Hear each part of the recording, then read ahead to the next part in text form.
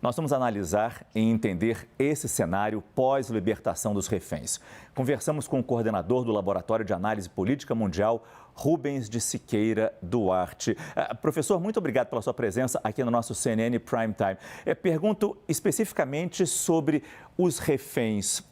Qual é a expectativa que existe agora? Porque pouco se falou, porque a gente sabia, às 2 horas da manhã, horário de Brasília, desta sexta-feira, haveria a trégua. Não mais bombardeios em Gaza. Às 11 horas da manhã desta sexta-feira, pelo horário de Brasília, a libertação dos reféns. Tudo muito contado. A partir de amanhã a gente não tem mais essa hora contada. Teremos realmente uma nova libertação? Como é que isso está sendo discutido lá em Israel? Boa noite, professor. Boa noite, Márcio. Boa noite a todos os nossos assinantes. É um prazer estar aqui.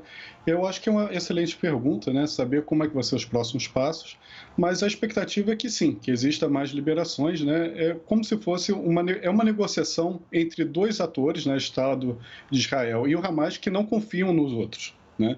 Então, a devolução dos prisioneiros e dos reféns está sendo parcelada. Né? Então, quando você não confia, você libera um pouco, espera o outro lado cumprir também com sua parte, libera mais um pouco, e com isso você vai criando um ambiente propício para liberar mais. Então, a expectativa é, depois de duras negociações, conseguimos chegar nesse acordo, e a expectativa é que ele seja cumprido. O líder do Hamas já fez vídeos dizendo que vai cumprir, a expectativa é que o Estado de Israel também cumpra e que mais reféns sejam soltos, mais prisioneiros sejam soltos.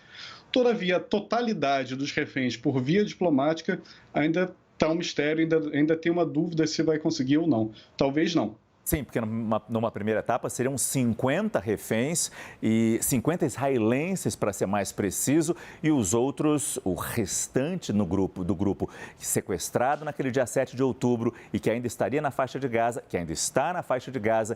Isso dependeria de novas negociações. Mas eu pergunto, quando a gente vê essas imagens, crianças, senhoras sendo levadas de volta para suas famílias, para os seus parentes, e se a gente tiver o sucesso de novas negociações e novos reféns sendo libertados, pergunto se Israel ainda vai continuar com a sua política de bombardear Gaza, como prometido pelo primeiro-ministro Benjamin Netanyahu no início desse conflito, acabar com Hamas e garantir a segurança do perímetro ali da faixa de Gaza para que novas invasões não acontecessem. Será que essa boa notícia do retorno de todos os reféns, eu digo, não poderia pôr um fim a esse conflito? Eu acho que vai depender muito da pressão internacional sobre o Israel e os próximos capítulos. Porque para Israel, né, primeiro, essa guerra existe há muito tempo. A gente está vendo uma crise desencadeada pelo ataque terrorista do Hamas, só que é uma crise de uma guerra que dura décadas. Né? Para Israel, após ter sido atacado, ter sua soberania atacada e ter visto seus compatriotas mortos e sequestrados, o objetivo deles era extinguir o Hamas. Né? Se ele parar agora com essa trégua, mesmo liberando todos os reféns, o objetivo não foi cumprido. Pelo contrário, né? O Hamas ele conseguiu, com base numa reação desproporcional de Israel, até conseguir ter um pouco mais de apoio internacional e dentro da Cisjordânia. Então, para Israel parar agora não seria um bom negócio. A pressão internacional é que ele pare, o cessar-fogo seja ampliado, né, até mesmo um armistício, para que eles consigam ter uma pausa humanitária, né, aliviar o sofrimento humano. Mas, politicamente, eu acho que para Israel não seria um bom negócio, tem que ver a pressão internacional sobre isso, porque a quantidade de mortos está muito grande. Né? Então, isso gera uma atenção da mídia internacional, da pressão da política, né, dos outros políticos, dos outros países. Vamos ver como Israel vai reagir nos próximos dias. Nós estamos vendo imagens de algumas reféns que foram liberadas hoje nessa transação e, por outro lado, nós já informamos que 39 palestinos foram libertados. É importante, professor, eu peço licença aqui, só para a gente colocar no mapa exatamente os pontos, porque esses 39 presos palestinos foram libertados de 3 prisões ali na região de Israel. Novamente, a faixa de Gaza assinalada em verde, nós tivemos 3 prisões, e eu marco aqui no mapa, 2 aqui próximas à cidade de Haifa e uma bem ao sul de Ramala. E eu destaco essa questão das prisões, dos 39 presos que foram libertados, para perguntar, professor, Como fica a opinião pública israelense frente a essa libertação de presos palestinos? Por mais que sejam mulheres, por mais que sejam adolescentes, por mais que estejam envolvidos em crimes menores, não há homicídios aí, como é que fica a pressão frente ao governo Netanyahu? Como é que fica nessa balança o retorno dos reféns e presos palestinos de novo nas ruas, especialmente ali na Cisjordânia? Como fica a pressão em cima do primeiro-ministro Benjamin Netanyahu depois desta sexta-feira? A opinião pública de Israel era muito favorável a liberar os reféns, né? E eles sabiam que, se houvesse algum acordo, isso envolveria uma troca de prisioneiros que estavam em posse de Israel. No caso, né, como foi anunciado, são pessoas que não são terroristas, né, são simpatizantes do Hamas, só que não são terroristas. É claro que tem gente que vai criticar, mas eu acho que a opinião pública está sendo favorável, mas a pressão sobre Netanyahu ainda está muito grande, né? Ele está sendo responsabilizado por não ter antecipado o ataque de Hamas no 7 de outubro e a popularidade dele está caindo cada vez mais. Havia uma esperança por parte de Netanyahu que uma força, né, um ataque militar com grande agressividade criaria esse inimigo internacional, uma coesão nacional e fortaleceria ele de volta. Isso acabou não acontecendo, né? Então, a coesão nacional ocorreu, mas não em torno do Netanyahu. Então, a gente vai ver também, depois dessa crise, depois desse conflito, algumas modificações políticas de dentro de Israel, porque, enfim, haverá, né, outros arranjos políticos, né, outras lideranças aparecerão, se fortalecerão em cima do Netanyahu. Professor, eu vou pedir que o senhor espere só um pouquinho para falar um pouco mais sobre essa pressão em cima de Benjamin Netanyahu, mas eu preciso ir direto para os Estados Unidos agora, porque o presidente dos Estados Unidos, Joe Biden, também acompanhou muito de perto a trégua em Gaza e a libertação dos reféns. Ele fez um pronunciamento e disse que espera que mais reféns sejam libertados amanhã e que as chances de estender a trégua são reais. A gente conversa ao vivo com a nossa correspondente em Nova York, Mariana Jangiacomo, especialmente porque, Mariana, é fundamental a pressão dos Estados Unidos em cima do governo israelense para a gente ter, neste momento, o que de mais importante possa acontecer, a manutenção dessa trégua e a retirada dos outros reféns. São cerca de 200 pessoas que ainda estão na faixa de Gaza. E aí é claro que eu pergunto, já que você está nos Estados Unidos, qual é a expectativa aí para a saída de reféns americanos? Boa noite, Mari. Oi, Márcio, boa noite a todos. Márcio, uma expectativa muito grande, até porque americanos não foram incluídos, então, né, nesse primeiro grupo de reféns que foram libertados hoje. Joe Biden falou nesse discurso especificamente sobre 2 americanas e uma menina de 3 anos de idade. Na verdade, hoje é o aniversário de 4 anos dela. A Abigail, ela é uma menina órfã, os pais morreram no ataque do Hamas e ela foi levada, então, como refém. Então, esse caso gerou uma comoção enorme aqui nos Estados Unidos e muita expectativa para que essa menina seja libertada. Havia expectativa para que ela estivesse nesse primeiro grupo, mas isso acabou não acontecendo. Ontem Biden chegou a dizer que estava com os dedos cruzados para que ela pudesse ser libertada, mas isso ainda não aconteceu. Então o país todo espera muito, tem essa expectativa muito grande para que ela finalmente seja libertada. Agora, Biden falou então hoje sobre esse acordo, disse que ainda é um primeiro passo, mas por enquanto está correndo tudo bem.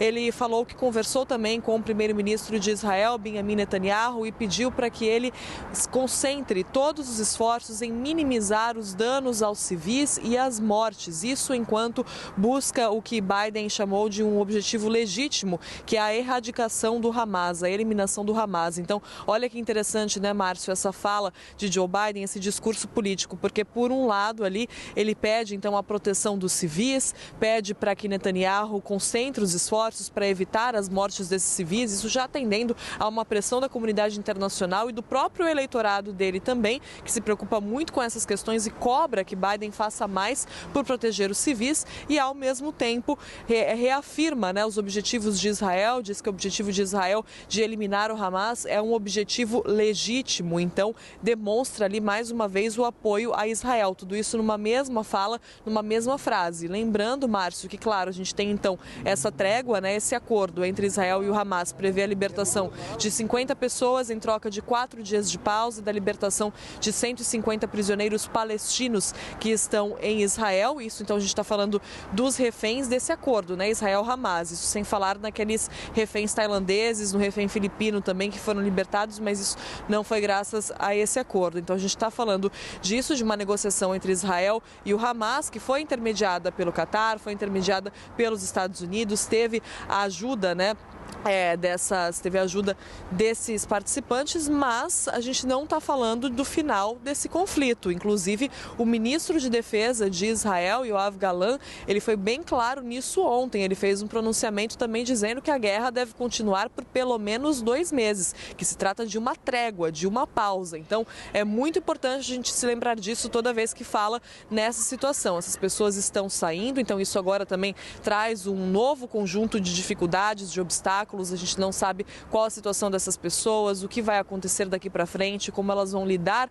com tudo aquilo, né, com o trauma, enfim, a gente não sabe realmente como é a situação de saúde dessas pessoas. Isso se torna ainda mais difícil quando a gente fala sobre crianças, então isso traz uma série de obstáculos, há preocupação ainda com aqueles reféns que ainda estão lá e então realmente é um primeiro passo, mas ainda há muitas questões para serem resolvidas, ainda é um conflito que continua e hoje isso ficou evidente também no discurso de Joe Biden, falando sobre pedir a Benjamin Netanyahu para que minimize essas mortes de civis, para que minimize os danos aos civis e falando mais uma vez defendendo a solução de 2 estados e um estado de paz, né, que se chegue à paz no Oriente Médio para que os palestinos consigam conviver com os israelenses, Márcio. Então, só para a gente sempre lembrar disso, né, que realmente é um começo, claro, uma boa notícia que essas pessoas estejam saindo, mas ainda há muito pela frente, muitos outros desafios que vão mudando conforme o conflito vai avançando e entrando em uma nova fase. Márcio. Muito obrigado, Mariana Janjá, que falou com a gente ao vivo direto de Nova York.